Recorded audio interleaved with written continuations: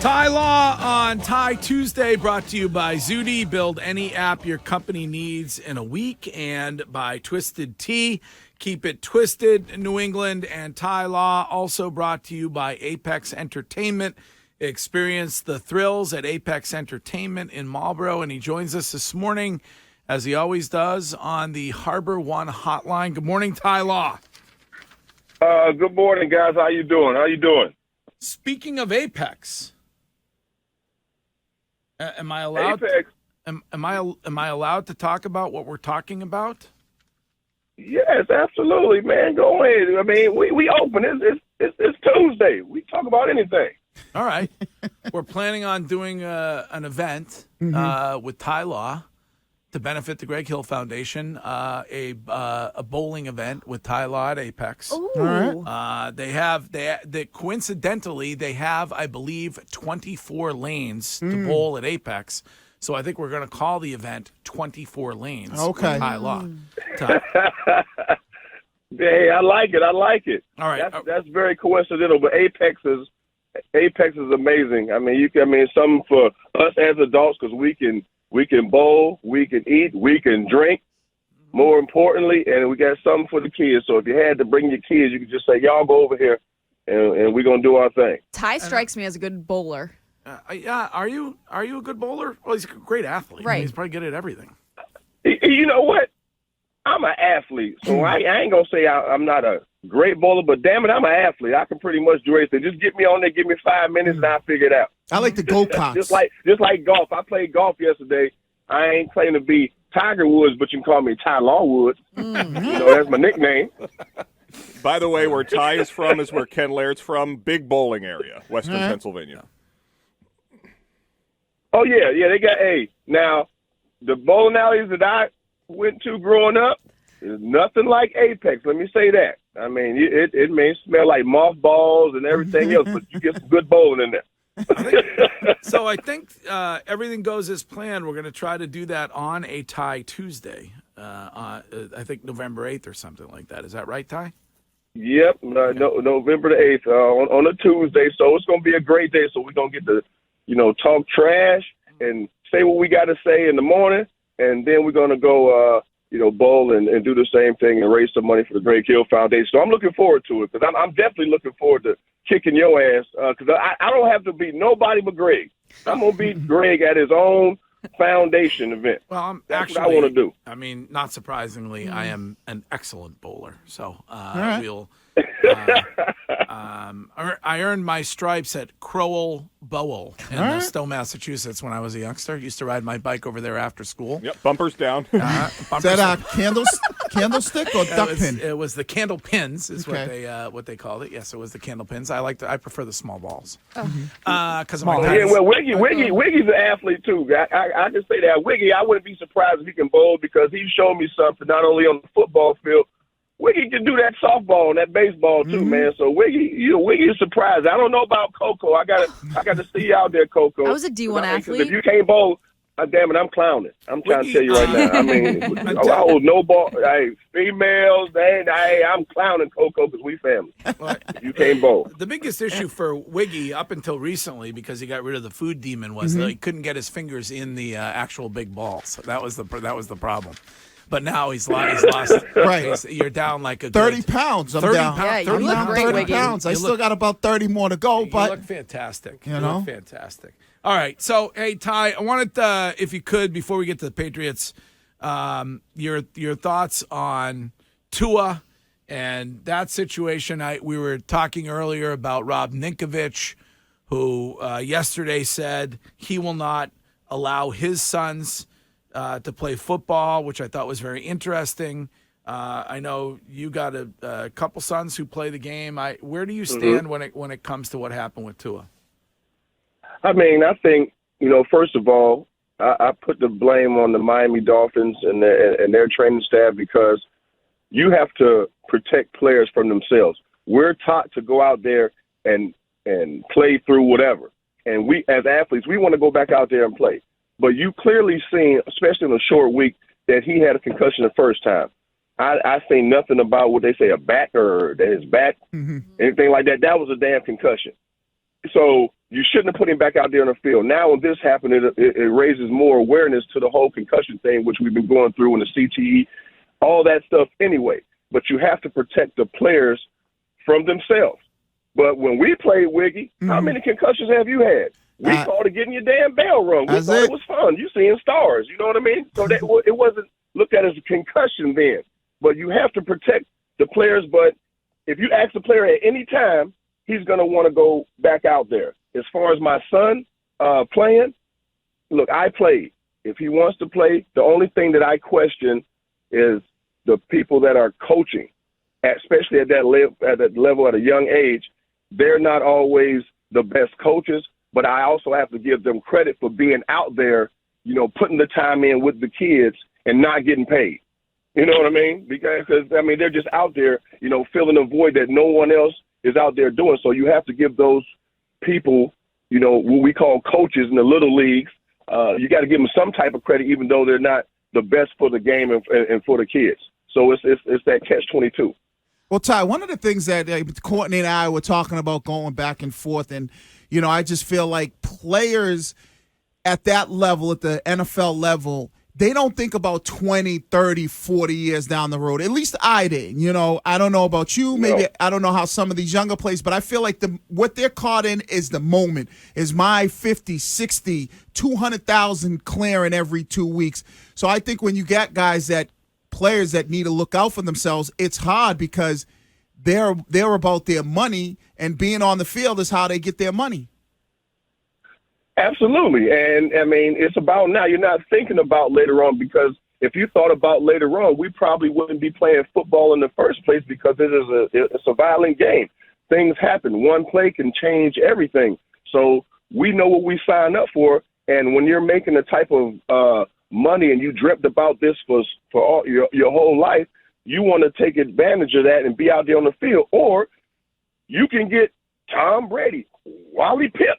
You can't make the club in the tub, and that's what we've been hearing that ever since we were playing, you know, little league ball. So you're gonna want to be out there. I know, I was out there wanted to be out there with a broken foot. I knew I couldn't play, but I felt like we were a better team with me out there.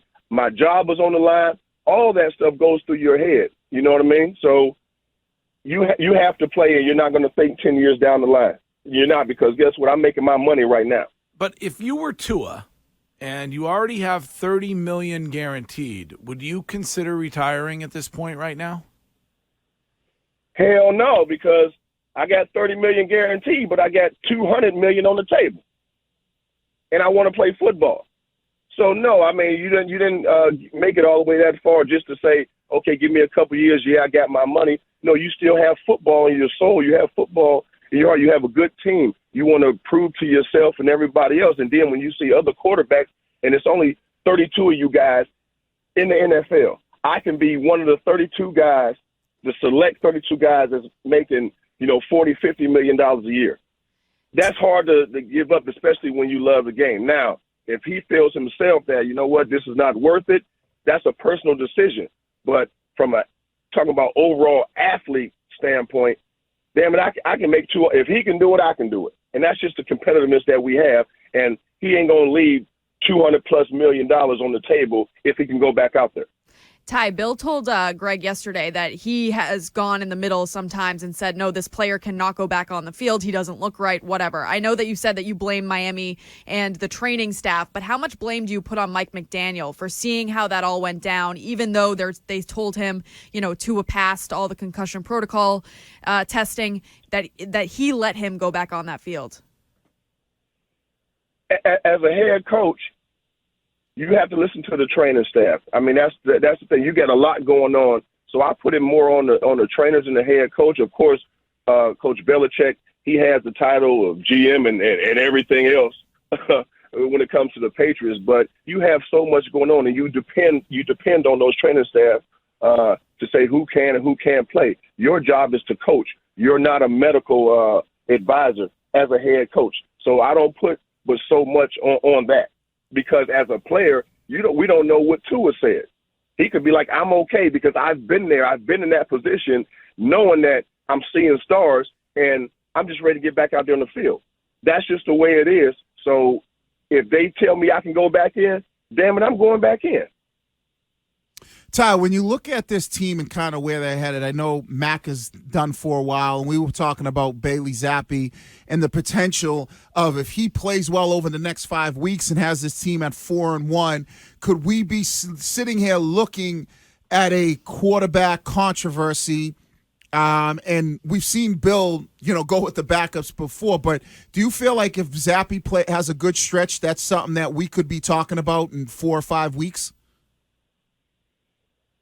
Dare I say we have a backup quarterback controversy because Mac Jones is the quarterback.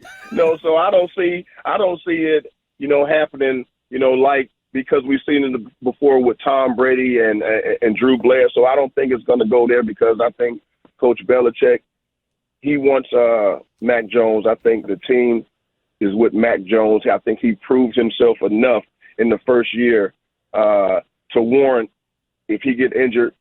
Hey, so because guess what? The backup quarterback is the hardest job in football. Like I said, until you got to play. Now, if you hold it down like Dak Prescott down in Dallas, I'm starting to hear the rumbles. Guess what? Dak Prescott is coming back being a starting quarterback. What was it, Cooper Rush or whatever? Yep. You doing your job. You holding it down till he get back. Whoever's on the Patriots, whoever the Patriots quarterback, hold it down until Mac Jones gets back. I don't see there being any controversy besides who's going to be the backup in case Mac Jones goes down again. So if Hoyer is okay for Sunday against Detroit, who would you put in? Would you put in Hoyer again, or would you start Bailey Zappe? I wouldn't give a damn. Let's put whoever in and hope for the best and hope for the defense come up and make some plays because I don't think that you can count on either one of those guys to the expectations can't be that high. So I think Zappe, he proved enough to say, you know what, hey, I can put him in. But then you talk about Brian Hoyer, he was 5 for 6. He happened to get injured, but he didn't do anything to say, okay, he's not worthy of going either. They were playing against Aaron Rodgers. You had a chance to win.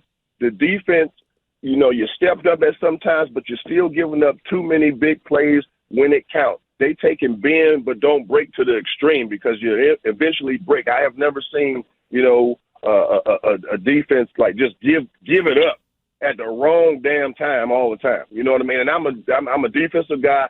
I love defensive backs. I was getting excited about them, but then as soon as you get up and get excited, they do something that they just deflate you. You know what I mean? I hope they could turn it around. But whoever the quarterback, I don't even think that's going to make a difference at this point until Mac Jones come back. Just hold it down, and somebody else has to step up because I don't trust either one of those quarterbacks. And I think our expectations need to come down a little bit because right now we're not looking like a playoff team. I think I know your answer to this question based on your confidence level, but Peter King wrote yesterday he had an issue with Jack Jones saying post-game that it's personally disrespectful to throw an out route on me. Peter King said he thought that comment was weird. Yeah. Do you have any issue with Rookie saying that?